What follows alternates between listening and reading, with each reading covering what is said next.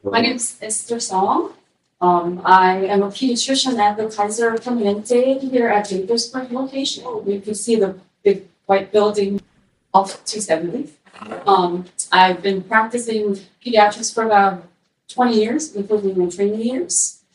I've done talks for the kids, or I do talk to the parents and the kids all the time, but I haven't done one for teachers, so hopefully this goes well. Hopefully I could cover the topics that you guys were interested in. Ms. Juster had sent me some topics that you guys were interested in to discuss about today. And she's given me the guideline for, what was it called? Guideline for the emergency care in Maryland school setting. Slide for me. Okay, so because it repeatedly talked about these topics on this on the material, so I just wanted to cover those before we went into like specific topics. And so, of course, you all know about hand hygiene, hand washing, when to wash your hands, and how to wash your hands. So I'm not going to go over those details. But and then if you do have to care for the kids, the students, which you are anticipating maybe contact with blood or body fluid. And then it does talk about tetanus immunization, like when the kid would need a booster for the tetanus immunization, which I don't think it really pertains to the teachers. But so that maybe you could suggest to the parents to seek medical attention, medical care by their physicians to see if they do need another booster of the tetanus immunization. So the regular schedules are 2 month, 4 month, 6 month, 15 month, and then 4 year for the kindergarten booster, and then you get another one at 11. So it would be only maybe for like age 9 to 11, if they have a very dirty, severe wound, they might need a booster because that requires a booster if you haven't had one in 5 years. But then if it's like a very clean cut, then if you had one within 10 years, then that's enough. Okay, next slide. All right, so I did want to just kind of go over a couple different rashes that you might encounter, and maybe let you know like which ones might be contagious or not, because I think that's all you need to know here. And then of course they do need to seek medical care to really find out exactly what it is. But in general, especially in kids compared to adults, virus infections like common colds that we would see in winter times more commonly, it does cause so many different types of rashes. So the common ones that you might see is like very small, like pink, faint dots. They may be a little rough when you touch it, or it might be smooth. Those are like the typical viral rashes. That's the first picture. And then hives, actually, more commonly it's viral rash. It's not really related to like an allergic reaction most of the time, especially in kids. So it could present as hives. Or, depending on the specific virus, it could give you different types of rash. So the rash itself is not contagious. It's when you're sick with like fever, cold symptoms, and rash happening at the same time. Usually it's your saliva that has the viruses. So you just have to do better hand washing and stuff. But the rash itself is really not contagious. And then, so hand, foot, mouth disease, you do see it a lot. It is very contagious within the school settings. That is one of the viral rashes. And it has like a typical presentation where there's not too many rashes that you would see on palms and soles. So if you see like red dots or pink dots or little tiny blisters on hands and feet, but then on palms and soles, it's usually hand, foot, mouth rash. You can see it all over the body, but usually those are the locations plus their bottom, you would see that a lot, especially in kids in diapers. And then around the mouth, little sores, and inside the mouth. So again, even for the hand, foot, mouth rash, the rash itself is not contagious, especially if it's not oozing or not wet. So it's your saliva and your poop that contains the rash. So you do have to, again, wash your hands well. And then, so impetigo would be the most common bacterial skin infections that you might see.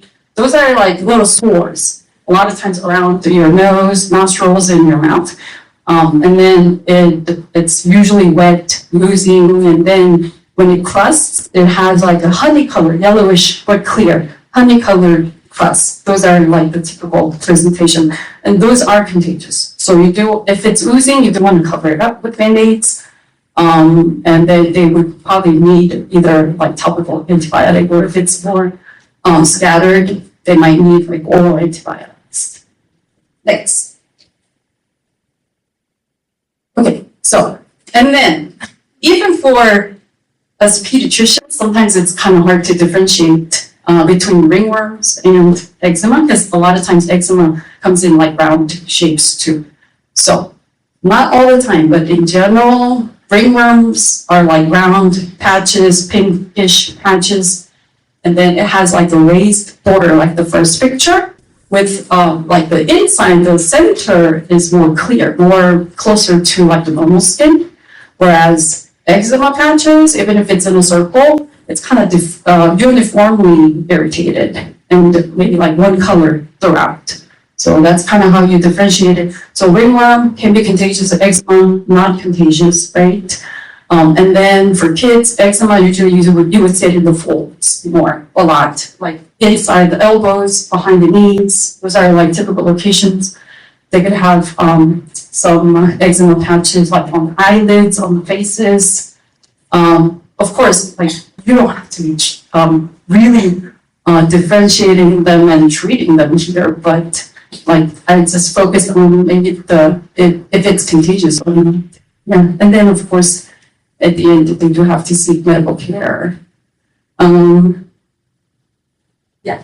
Okay, so the one on the right could look similar to the left one, right? Because they're both circular, but the right one is the eczema, the cone-shaped eczema. So next slide.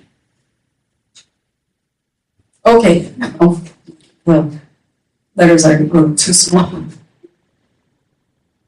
Okay, so if it's just like a, bump, and then there's maybe a little bruise that you could already see, or maybe not, all you need to do is just cool compress, right? Bruises, cool compress, and then unless there's other like related injuries, that's all you would have to do.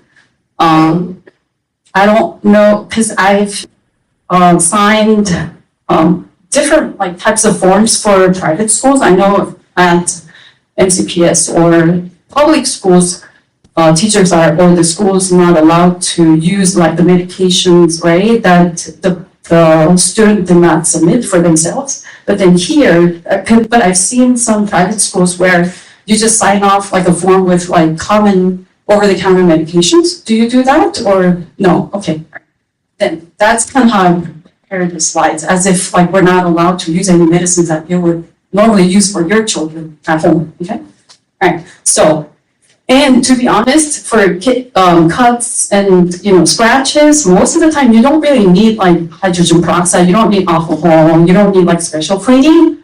If it's like a very clean cut, like paper cut kind of thing, you might not even have to like wash it at all. So you would just have to put a Band-Aid on it for now, and then let the parents take care of it later. But if it is like a dirty wound, then just wash with soap and water. So anything that involves like broken skin, it will just be soap and water throughout. Okay, so that's what you would see. And then it's just pat dry the water.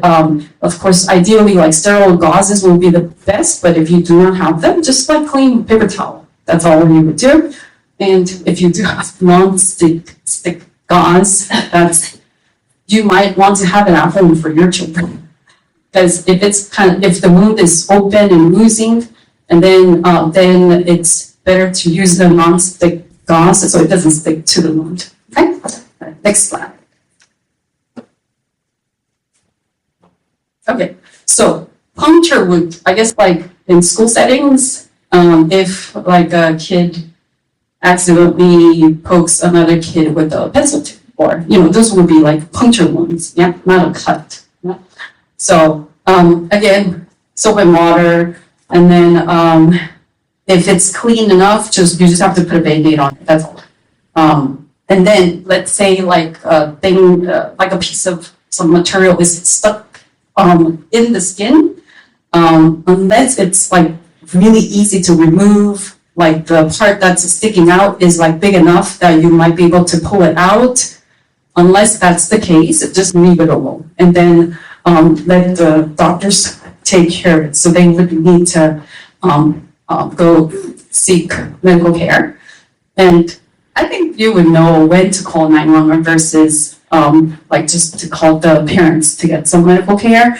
But of course, if the wound is like severe, if there's like profuse bleeding, those cases, of course, you would want to call 911. And then later, in the other slides, we'll talk about more severe injuries. All right, so splinters too. So if it's like a big piece of wood that you can pull out pretty easily with a tweezer or something, then you can try to do it yourself. If not, leave it alone. And then of course, you do not want to dig into the skin. That's a no. Right? Okay. All right, next slide, please. Okay, so there was a lot of questions about like bee stings. I guess it does happen a lot. So the church did have some bee issues like a couple months, like a month or two ago, I think. Yeah. So people are so worried about bee stings and insect bites, but that's because you are thinking about like the worst case scenario, patients who has like allergy to the insect bites. But most of the cases, it will just be like local swelling and redness.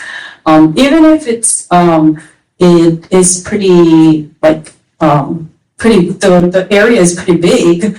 If it's just kind of staying locally and it's not spreading to the rest of the body, it's still a normal local reaction. That kid just has like exaggerated local reaction. That's all it is. So then insect bites or bee stings, cold. Okay, bruises, warm. No, sorry, bruises, cold too. Bruises, cold. And then bee stings also, cool compress. And then, of course, if there's a cut, then you would do the same procedure as the other wounds and cuts. But then cool compress, that's gonna try to help bring down the swelling and the redness. And like itching and pain, that's the cool compress is gonna help also. So when you apply cool compress, if you have like ice packs, you can use those, which you don't want to put like the actual ice on the skin, right? You do want to always like put it in a Ziploc or wrap it with a paper towel, something like that to do the cool compress. All right, so for the kids who actually do have like allergies to the insects and the more severe reactions like expected, usually they do turn in like the EpiPen forms and Benadryl forms and things like that. So if it's a student who has known allergy and then you have those instructions from the doctors, of course you'll follow that specific patient's instruction. And my other question, do you have EpiPen for you to use for other, like in general? Yeah, we were told that we needed a doctor to sign, that there are programs where if a doctor signs off, we can get one EpiPen for the whole school. Maybe you could do that for us. I see. Yeah, because when I was reading up on it, it seemed like MCPS or the public schools, they're supposed to have like one for them to use for emergencies, right? Because kids might have like their first allergic reaction at school, and they wouldn't have their own EpiPen. Right, we were told only to give it with direction from 911. I see. Yeah, so, but, that makes sense. yeah, so we don't give it unless 911 tells us. Right. Yeah. Yeah, so of course, when you do not have your like generic EpiPen to use for anybody, then of course you would just have to call 911. But then for kids who does actually have known allergy, I have some other instructions in the on other slides. Okay, and then for tick bites, again, tick bites too, you usually treat it like any other insect bites or cuts. You know how people worry about like Lyme disease. There's so many different types of ticks, and then there's many different types of diseases that different types of ticks cause. It just the tick itself doesn't cause anything, but it carries the bacteria that doesn't make them sick, but then it'll make us sick if you get bit. So that's what it is. And then even if you did have the tick bite, if it just looks like a regular wound, you don't need Lyme disease tests. You don't need Lyme disease treatments. So you just treat it like a regular insect bite or wound. And then if you do want to go into the details, when you actually visualize it, you do want to, you know how it like this is the skin, and then you'll be like this. Then you do want to grab as close to the skin as possible, right? So you don't squeeze the ticks. That's going to release more of the bacteria into the skin. So you want to really grab like close to the skin and then try to pull it out like upward. You don't want to pull it to the side or twist it or squeeze the bug itself. But again, I think if you are not sure if you could do a good job, just leave it alone and then let them go to the doctor. And then if you do remove it, it is helpful for the physicians to see what types of like conditions we're supposed to be looking for. So do take a picture and then send it to the parents. Then we can identify, you know, what type of tick it is. Next slide. Okay, so this is more, I guess, it's still related to like an injury with a cut. And then now if you're having like enough bleeding where you have to put pressure to stop the bleeding, right? So it's just direct pressure. That's all you need. So you clean it the way we cleaned the other wounds, and then just direct pressure, 10 to 15 minutes. But then if it's like, obviously if it's like shooting out, you call 911. Otherwise, you try to put pressure, and then if it does stop, bandage it up, and then they would have to go to the doctor to take a look at it if it's big enough. So like rough, I guess, guessing to see if they would require like a suture or staple or glue, whatever. Usually I have some typos. So if it's like the depth is like more than 1 millimeter, the length is more than 1 centimeter, they might need suture because it might stay opened up and then it might keep bleeding. So 1 centimeter is like a little smaller than half an inch. Yeah. So they might need to go to the doctor at that point. Okay, so next. Okay, so this too, I think many of you were curious about like different types of pink eye. So pink eye, red eye, that's a description, right? So that's not a medical condition. But usually when we when we say pink eye, usually we are talking about the infectious kind, yeah? Which sometimes it is hard to differentiate between virus infection versus bacterial infection. Virus infection, it will go away on its own. There's no specific medicine or eye drops that you could use. Bacterial infection, you would need to treat it with topical, like antibiotic eye drops or ointment. So any pink eye, I think you do already, you do need to tell the parents to get it checked out by the physician so they could tell you if it is an infectious one or not, right? But so those are like just general, you know, points that you could kind of run through your mind to see if it is infectious or not.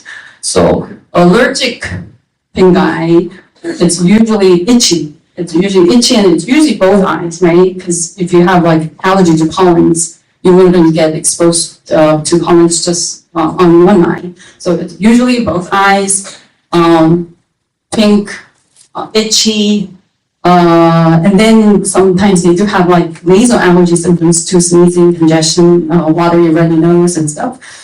And then virus, usually milder than bacterial.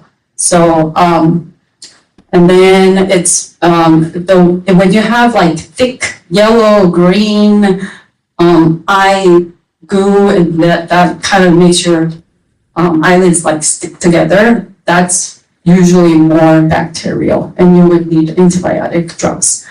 The one that I use, which I think most pediatricians would be using the same medicine, after 24 hours of use, you're not contagious anymore. Yeah, so even if you still have mild symptoms, you could still go back to school after being on the eye drops for about 24 hours. Yeah.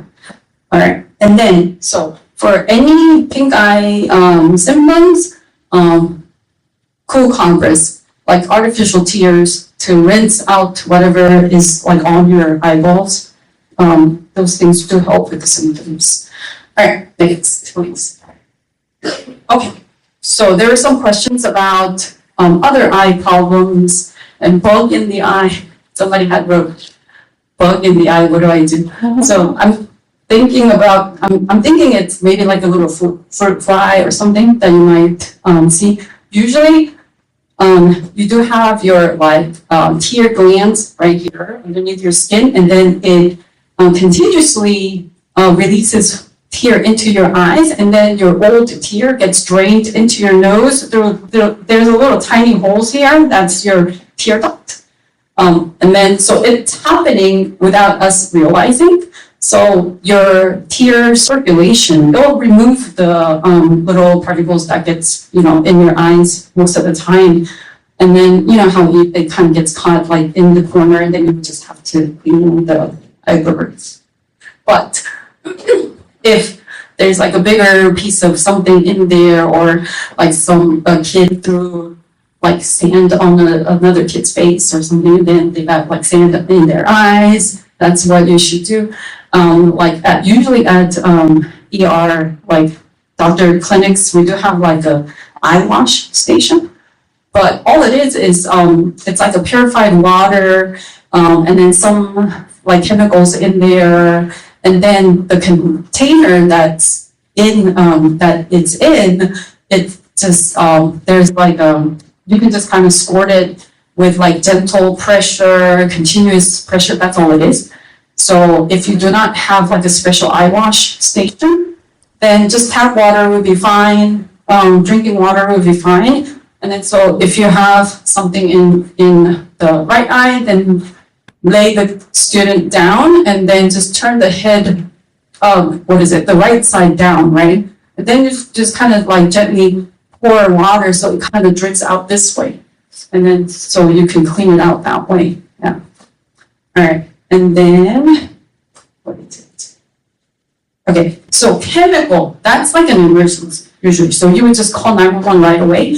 And then while you're waiting for the 911 EMS to arrive, then you just continuously do the washing. Do not touch, do not rub, prevent the kid from like touching the eyes. And then just want to like kind of flush it. Yeah. Let's say, I don't know, like a liquid soap or Clorox or like any type of chemical that you're not supposed to have in your eyes. If the kid accidentally like, pours on their eye, then that's what you're going to be doing, and it is an emergency. Okay. All right. So next slide, please. Hopefully it's not too boring. Okay, this one. Are like parents worry about the nosebleeds so much.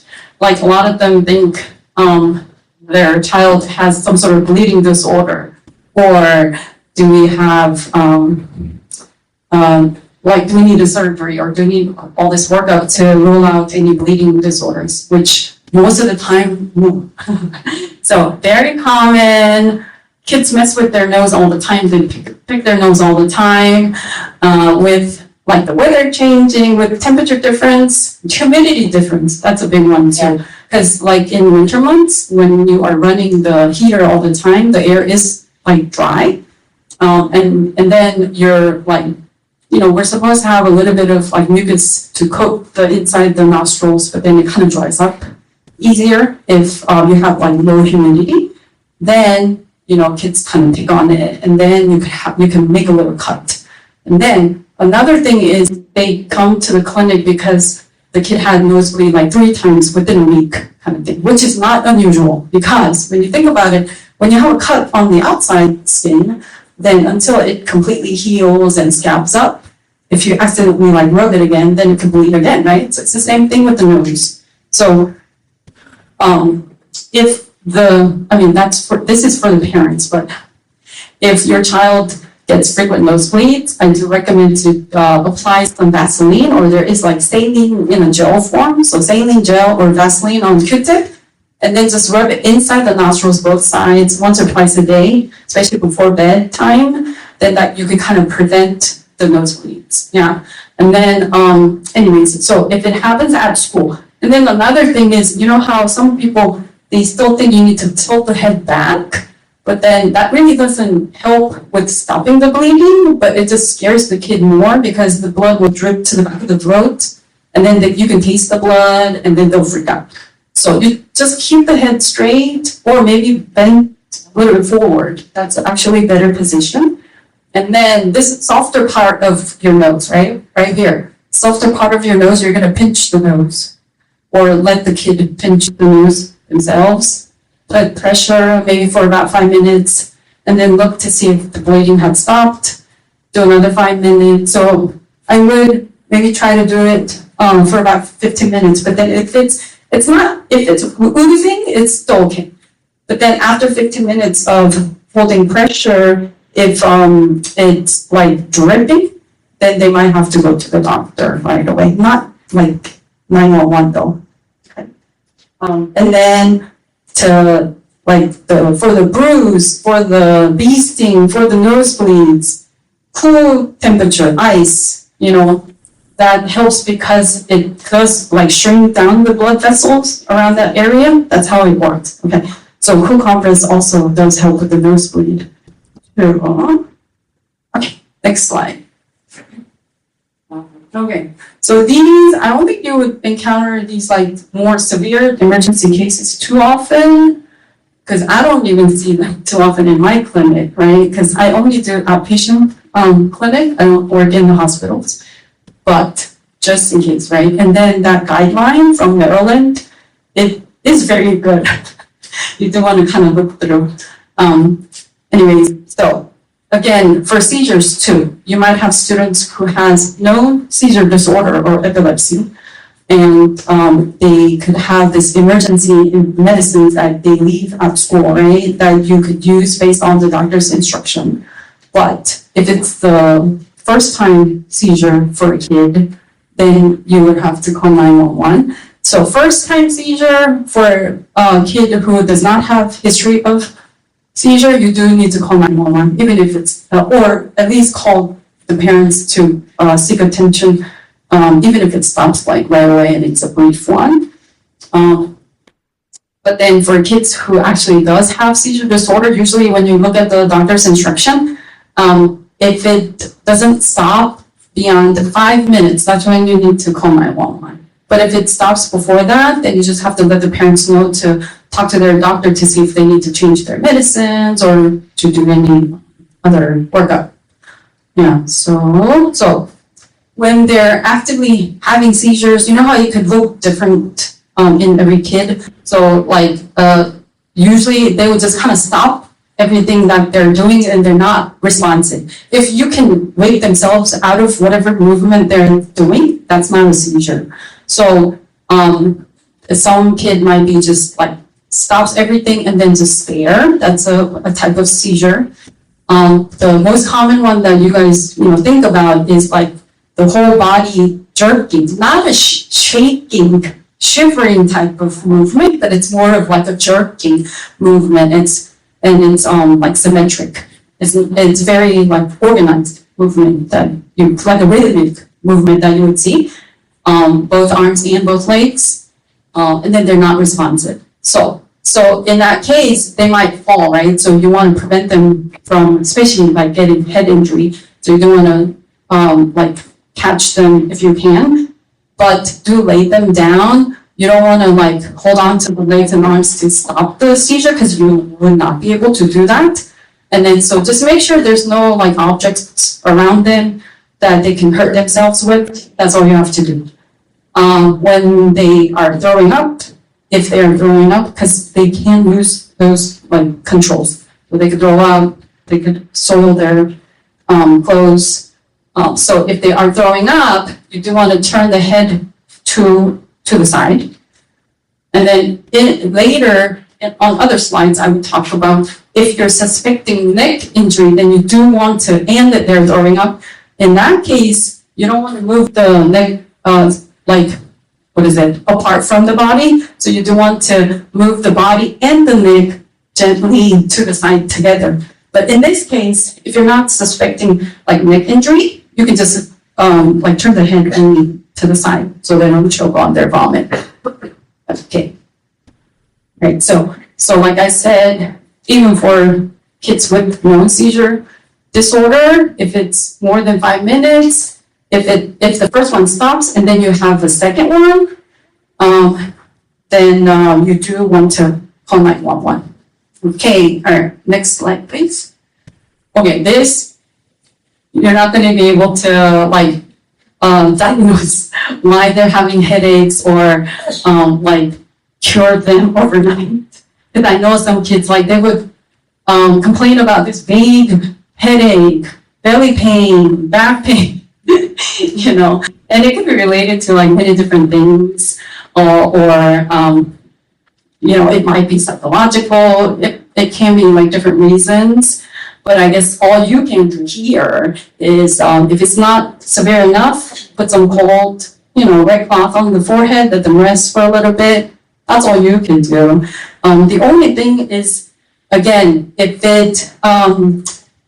the kid does have pretty severe headache where you can kind of see that it's bothering them a lot, and then they actually verbalize that it is my worst headache in my life kind of thing, which that's more adult conditions, but kids could have sudden bleed in the brain or something that could cause this really severe headache. So those things are different story, but usually if it's a vague, mild headache, then just cool, calm, rest. Let them rest, calm them down, and then let them go back to the classrooms, right? So that call 911 section, those symptoms will be, that's something's going on in your brain, actual things going on in your brain, usually a bleed. That doesn't really happen in kids too often, but those are the symptoms that you will see if the person has a stroke or increased pressure in the brain area. And then that purple rash, that keeps popping up too. So the reason why purple rash is an emergency is there's a type of bacteria that causes meningitis. There's so many different meningitis bacteria and viruses, but this particular one called meningococcal meningitis, it's very fatal. That's the one that if you do have kids, your kids would get the meningitis vaccine at 11 and then again at 16, because we do see it more in teenagers and college kids. But you can certainly see it in younger kids too. And so it's very fast progressing. Some patients could die within 48 hours. And it's very fatal. That's why we do vaccinate the kids.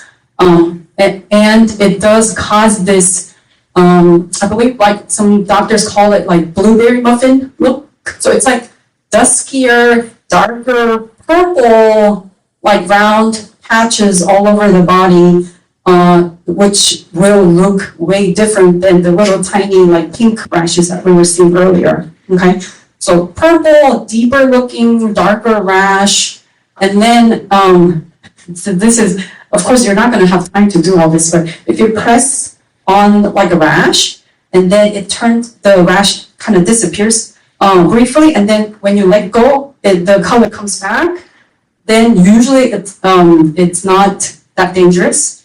But if you press on it and then you let go and then the color stays the same, that means like the tissues are breaking up and then the blood is oozing into the tissues. And so that's why the color is not changing. So that type of purple rash, that's what that's talking about. That's an emergency, okay? But usually that type of purple rash doesn't happen by itself. Usually fever, headache, rash, and the kid just looks really bad, okay? All right, next slide, please. Okay, so now headache to head injury. So, okay, again, so if it just looked like the kid like like ran into the wall, but then it wasn't like a full force bump. It just hurts a little bit, didn't pass out. You don't really see like too much on the forehead. You would just put the cold compress and that's all you need to do. If the kid starts having different symptoms, which on the next slide, I do have, I guess, like the symptoms that you would see with concussion, even if it's mild concussion. So if you see those symptoms, then they would have to get checked out. Maybe not like immediately, but they still have to get checked out. And so if it's like a fall or injury that you think the neck might have gotten affected also, then do not like move the neck yourself. Let them lay down and then just kind of in the comfortable position that they want to be in. And then again, if this kid is vomiting, then you would try to gently roll over the neck, the head and the body at the same time. Okay, so you don't like manipulate the neck because that can cause like spinal cord injury, right? So, okay. Oh, and then that blood and fluid from the ears thing, like clear fluid out of the ear all of a sudden with the head injury, or blood coming out of the ear with the head injury. It can be just superficial injury, but it can actually be from like a skull fracture, and then the spinal, the fluid that's around your brain, that could be leaking out of the ear. So that's like an emergency. Yeah. So, okay, next slide, please.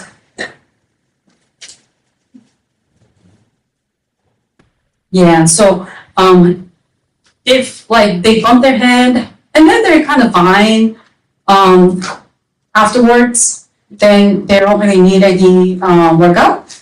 But if they've complained about headache and just being real tired and dizzy all day that day, then they should see a doctor. Not emergency, but they should still see a doctor to get evaluated for concussion. And then when you go to MCPS, I believe there's like all the sports athletic trainers and coaches, they all know what to do.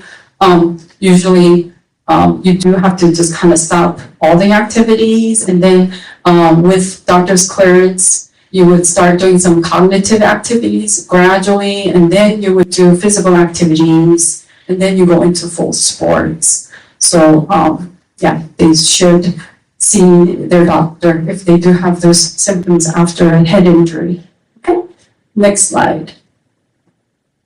So some of you asked, like, how would you know if it's a fracture versus sprain, which I don't even know a lot of times. So, because even with a sprain, like a sprained ankle, it can be pretty swollen. Yeah. So, do you want to treat any like joint injury as if it is broken?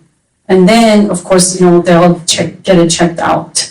Yeah, so of course, if a bone is sticking out, if you see, let's say the arm is not straight, it looks like this, deformity, bone sticking out, you call 911.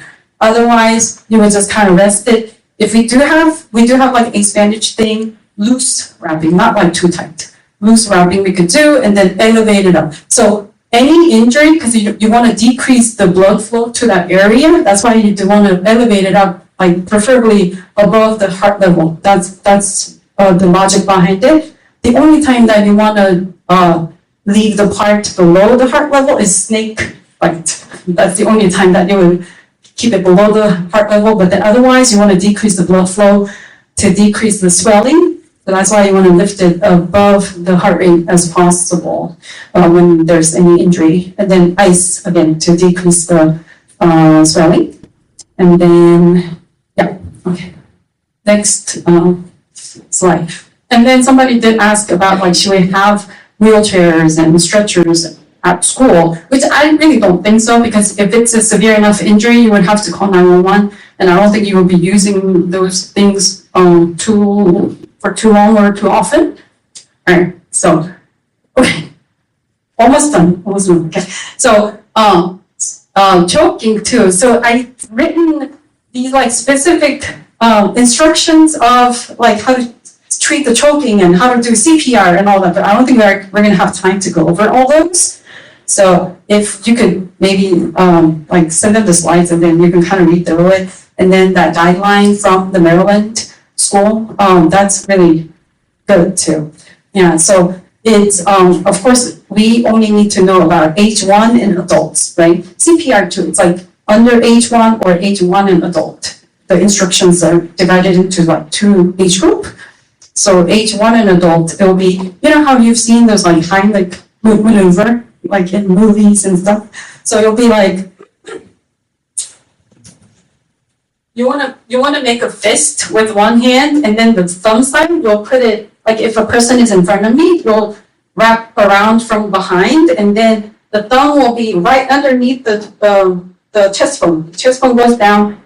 You don't want to put your fist like on the tip of the lower tip of the chest bone, because you can break the bone there. So just below the chest bone, you want to put it here, and then just wrap around with the other hand, and then you'll do like a quick, like a push upward, and then back.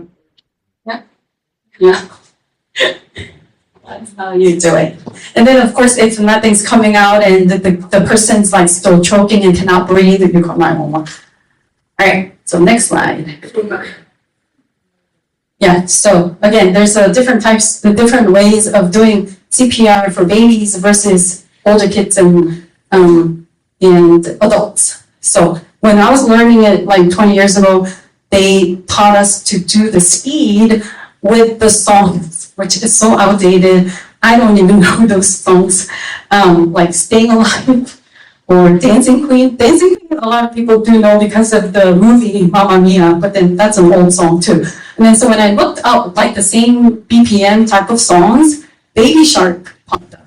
So you could, in your head, you could sing Baby Shark as you're doing the compression, yeah. Because you want that speed. Because you don't want to do it too slow, you don't want to do it too fast either. Yeah. So that's kind of like an easy song to remember.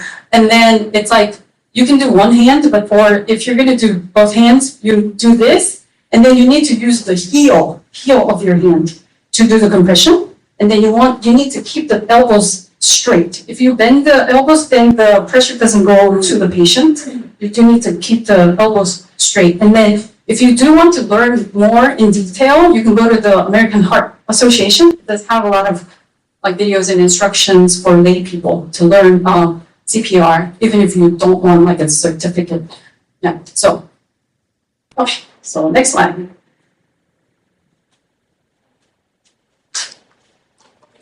Okay, now it's like allergies, asthma stuff, and then we'll be done. So, like food allergy, bee sting, like any like non-allergy patients, it's not like hives, little hives, or tingling lip kind of thing. I'm talking about more severe reactions. So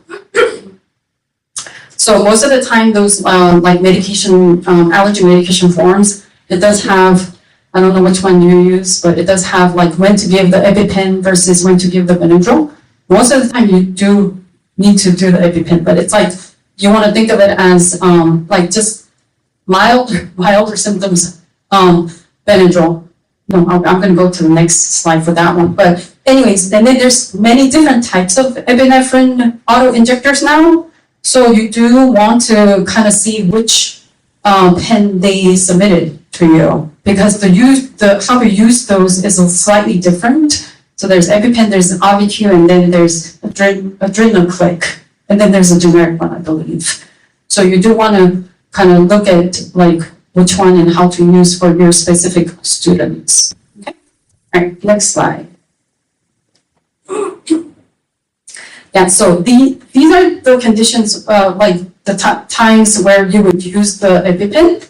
So obviously, like breathing, just mental status changes, or like they complain that the throat feels like it's swelling up and they can't breathe too well, or they can't swallow their saliva too well. Or you obviously see like face swelling, especially with the lip swelling, hives, not just like locally, but then like all over the body, you know, or like if you have multi-system, meaning you have hives and you have vomiting at the same time, they're getting confused, but then they have hives at the same time. Those conditions, you would need to use EpiPen. Whenever you do use EpiPen, even if the kid does recover pretty quickly, you do want to call 911 so they get checked out. You want to make sure that they do submit the whole box unopened, because usually one box has 2 pens in it, because you might have to use it again before the EMS could get here. Okay, next slide. For asthma, albuterol, or the different brand name, albuterol inhaler or the nebulizer machine, that will be your rescue medicine usually that the patients would leave at school. There's different, like the asthma treatment's changing, so you might start seeing other medicines that people are using for rescue medicine, but usually in general, it's the albuterol that they use for asthma treatment. And then you just follow the doctor's instruction to, what is it? Yeah, to treat them. And then of course, if they're not getting better, you need to call parents or 911. The very last line, so this is not a known asthma kid, but the kid is having breathing difficulty. You try to calm them down, but they can't. Then that's actually more emergency than mild asthma symptom. All right, next slide. Okay, so this is like a summary of like more severe symptoms which you would need to call 911, which we did touch on, I think like most of it on other slides too. Okay, so I'm done.